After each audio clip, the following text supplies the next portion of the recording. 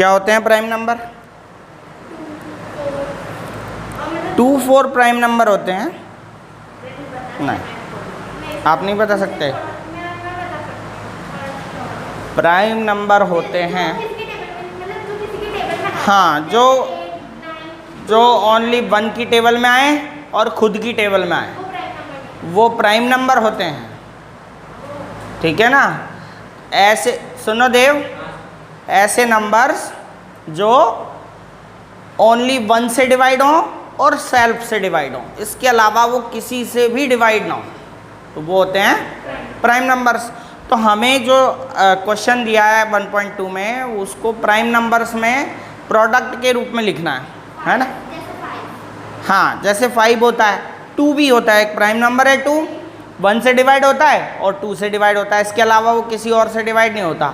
3 है, 3 भी 1 और खुद से डिवाइड होता है। इसके बाद 4 आता है, लेकिन वो 4 प्राइम नंबर नहीं है, क्योंकि वो 1 की टेबल में भी आता है, 2 की टेबल में भी आता है, और कुल मिला के बात यह है कि वो 2 नंबर से ही डिवाइड हो, इसके अलावा किसी और से डिवाइड ना हो। अगर वो 2 से ज़्यादा नंबर से डिवाइड हो रहा है तो वो प्राइम नंबर नहीं है। ठीक है ना? वो कंपोजिट नंबर है फिर। ठीक है ना?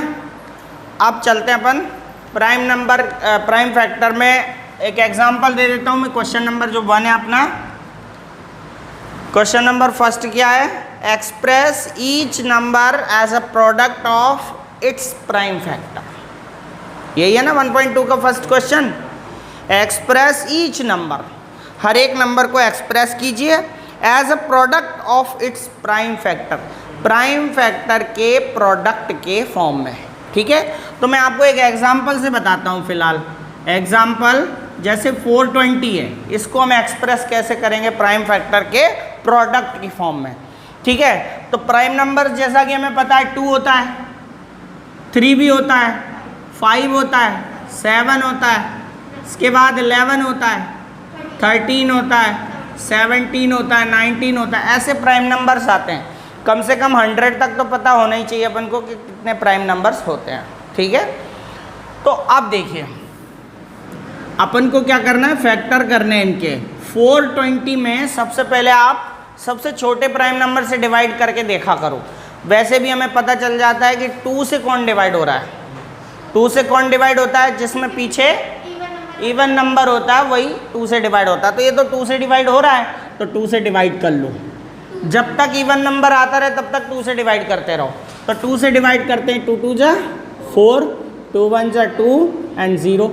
फिर 2 से डिवाइड होगा, क्योंकि यहाँ पीछे क्या आ रहा है? 0 आ रहा है। तो 2 से डिवाइड कीजिए, 2 1 जा 2।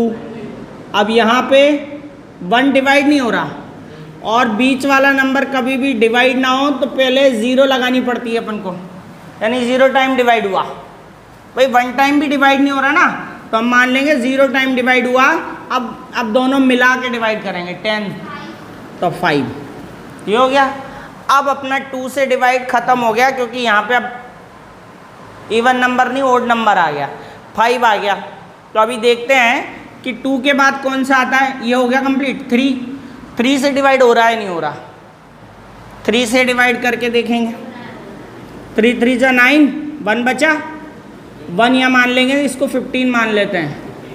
ठीक है? 3 5 जा 15, हो गया डिवाइड। फिर 3 से फिर हो रहा है क्या? नहीं हो रहा, तो अब 5 से कर दो, 5 से डिवाइड कर दो, 5 7 जा 35। अब 5 से भी डिवाइड नहीं हो रहा, अब 7 से होगा डायरेक्ट 1। यानी यहाँ पे जितने भी नंबर आते हैं वो सब प्राइम नंबर्स होते हैं। ठीक है ना?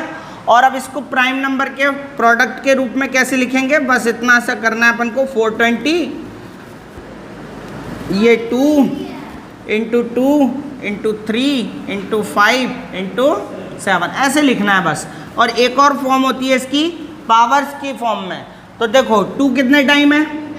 2 टाइम है, तो 2 को हम 2 की पावर 2 लिख देंगे। अगर 2 5 टाइम है तो 2 की पावर 5 लिख देंगे।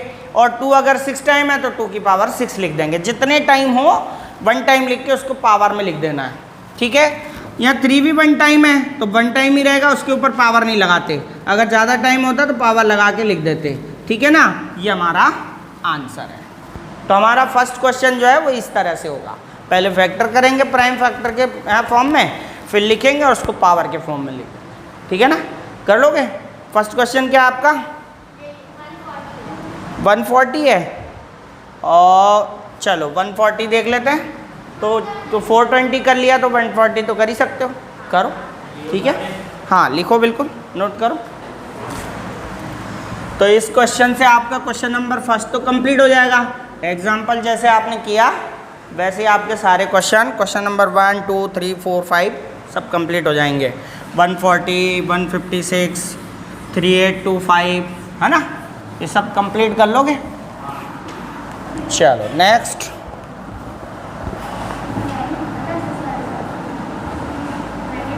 अभी हम क्वेश्चन नंबर 2 करने वाले हैं, उससे पहले थोड़ी सी बात करेंगे अपन, उनको सीखेंगे। इस क्वेश्चन में बोला गया है find the LCM and HCF following pairs of integers. नीचे कुछ इंटीजर्स हैं, 3 क्वेश्चंस हैं। इंटीजर्स में अपन को इन दोनों के एलसीएम एंड एचसीएफ फाइंड करने हैं, और फिर इसके बाद वेरीफाई करना है। क्या वेरीफाई करना है? कि एलसीएम और एचसीएफ का प्रोडक्ट इक्वल होता है उन दोनों नंबर्स के प्रोडक्ट के। ठीक है, तो वो देखते हैं अपन। सबसे पहले मैं आपको इनका एलसीएम एचसीएफ निकालना सिखाता हूँ। ठीक है, कोई भी नंबर ले लेते हैं हम, एलसीएम एचसीएफ कैसे निकालते हैं देखो। जैसे 120 एंड 125, ये 2 नंबर्स हम ले लेते हैं।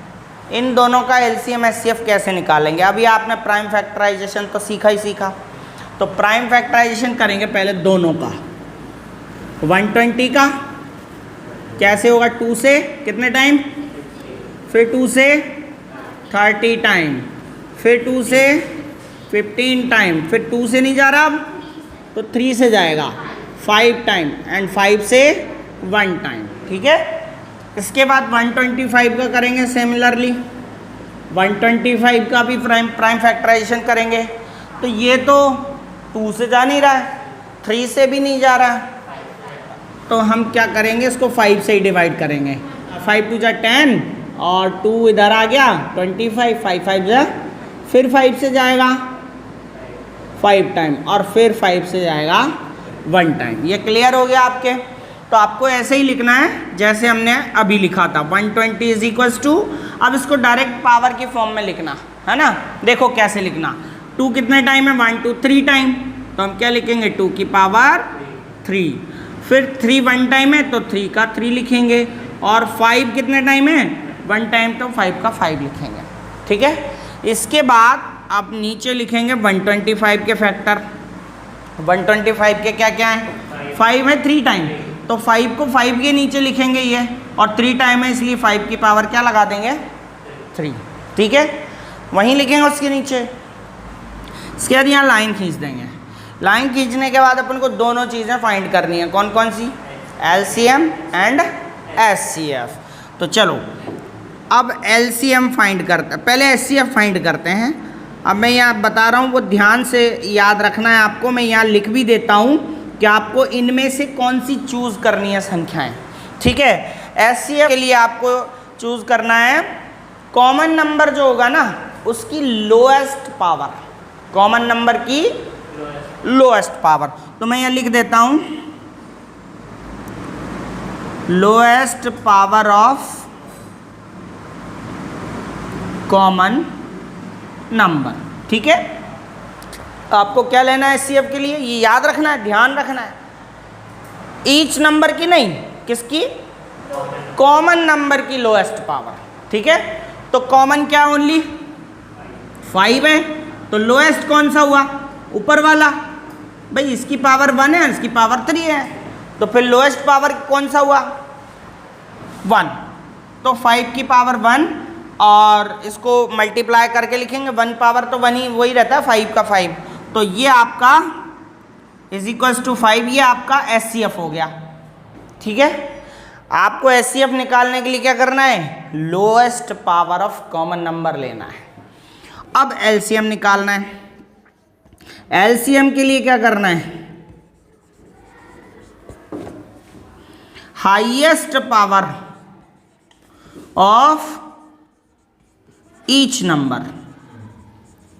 यहां पे ध्यान देना, एचसीएफ में तो क्या करना है, lowest power of common number, और एलसीएम के लिए क्या करना है, highest power of each number, चाहे वो कॉमन हो चाहे ना हो, सब नंबर्स की हाईएस्ट पावर लेनी है आपको।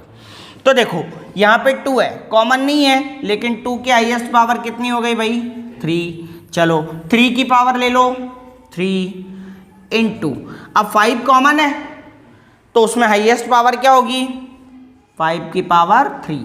ठीक है, समझ में आया, highest power of each number LCM के लिए। अब देखो इनको 2 को अगर हम क्यूब करें तो 2 का क्यूब क्या होता है, 8 होता है, तो यहाँ कर लिया अपन ने 8, 3 का 3 रहेगा, एंड 5 का क्यूब क्या होता है, 125 होता है, तो 125। अब तीनों को मल्टीप्लाई कर देंगे, ठीक है, तो 8 3 जा 24, 120, 24 5 जा 120, 12 है ना, 48 और 12 60, ये 60 पावर 6, 24 1 जा 24 और 6 30, 3000 आएगा। कितना आएगा, 3000। क्या आएगा, तो ये आपका एलसीएम हो गया। तो एलसीएम एचसीएफ निकालना आ गया आपको, आ गया, तो नोट कर लो आप एलसीएम एचसीएफ निकालना। मैंने यहाँ इसीलिए लिखा है ये आपको हिंट के लिए, ताकि आप आगे क्वेश्चन करोगे तो ध्यान रहेगा आपको कि एचसीएफ लिखते हैं lowest power of common number, और एलसीएम के लिए लेते हैं highest power of each number. ठीक है, नोट कर लो। अभी नहीं, पहले इसको नोट करो आप, उस अभी क्वेश्चन फर्स्ट में, और मैं एक क्वेश्चन में करके दिखा दूंगा, बाकी तुम कर लेना। ठीक है, तो नोट कर लिया ना ये, देखो एक बार। अब ये अपना आंसर आ गया 120 और 125 का एचसीएफ तो आ गया 5 और एलसीएम आ गया 3000।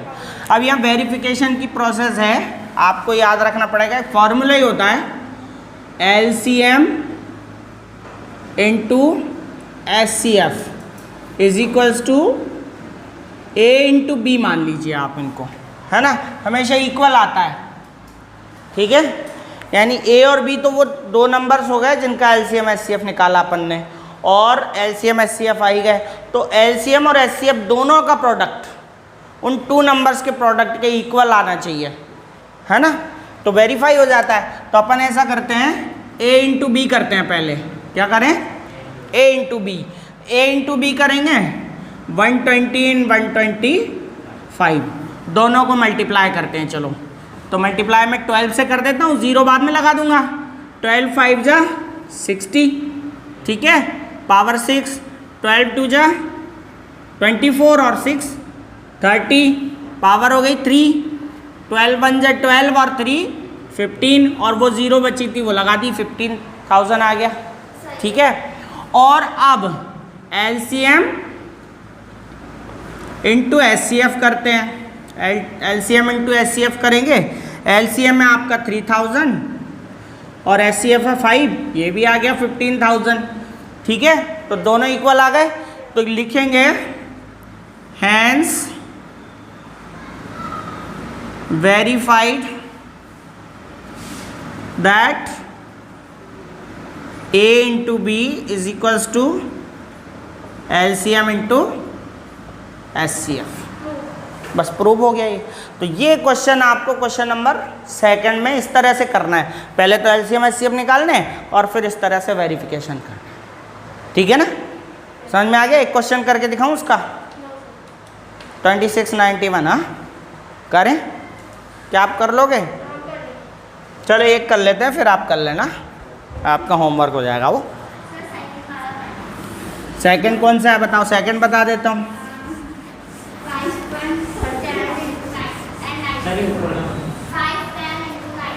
एक मिनट, सेकंड का सेकंड क्वेश्चन है। हाँ बोलो।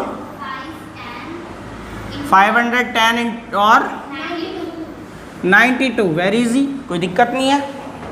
ठीक है, चलो अपन पहले इसका प्राइम फैक्टराइजेशन करते हैं। तो 510 का प्राइम फैक्टराइजेशन करें, 2 से हो जाएगा, 2 2 जा 4, 2 5 जा 10, 2 5 जा 10 हो गया। अब किससे हो रहा है? 5 से ऑब्वियसली नहीं, 3 से जा रहा है। 3 से चेक कैसे करेंगे अपन? 3 से जा रहा है कैसे पता चलता है? हाँ, प्लस करके, और वो जो सम है वो 3 से डिवाइड होगा तो 3 से डिवाइड होगा नंबर भी। तो हो रहा है 12 आ रहा है ना उनका सम, तो 3 से। 3 8 जा 24 है ना। अब देखिए अब 3 से हो रहा, अब नहीं हो रहा, तो अब किससे होगा? 5 से। 5 बन जा 5, 4 से। वो प्राइम नंबर नहीं होता ना, इसलिए 4। मैंने अभी आपको बताया कि प्राइम फैक्टराइजेशन, इसका नाम ही है प्राइम फैक्टर, तो प्राइम नंबर से डिवाइड करना है, ठीक है। और अब डायरेक्टली किससे होगा? 17 से। वन टाइम देव, समझ लो। अब 92 को करेंगे ऐसे ही, तो 92 को 2 से डिवाइड करेंगे, 2 4 जा 8, 2 6 जा 12, ठीक है। फिर 2 से जा रहा है, 2 2 जा 4, 2 3 जा। अब डायरेक्ट 23 से जाएगा क्योंकि 23 एक प्राइम नंबर है, ठीक है। तो ये इनके फैक्टर हो गए। अब अपन को लिखना है 510, समझ लो, लिखना बाद में, 82 इंटू 3 इंटू 5 इंटू 17, ठीक है। ऐसे लिख दिया अपन ने। इसके बाद 92 को लिखोगे, तो 92 में 2 तो 2 टाइम्स है, तो 2 के नीचे 2 की पावर 2 लिख देंगे। इसके बाद डायरेक्ट 23 है, इनके कहीं भी 23 नहीं है ना, तो आप उस 23 को लास्ट में लिख दो 20। इनके नीचे क्यों लिखोगे? इनका मैचिंग ही तो लिखोगे इनके नीचे ना, वो गलत, क्या मज़ा नहीं आता फिर। अब तो अलग लिखो उसको, ठीक है ना। अब इसको इस तरह से अपन ने जमा लिया। अब आपको HCF निकालना है। फिर से मैं लिख दूं,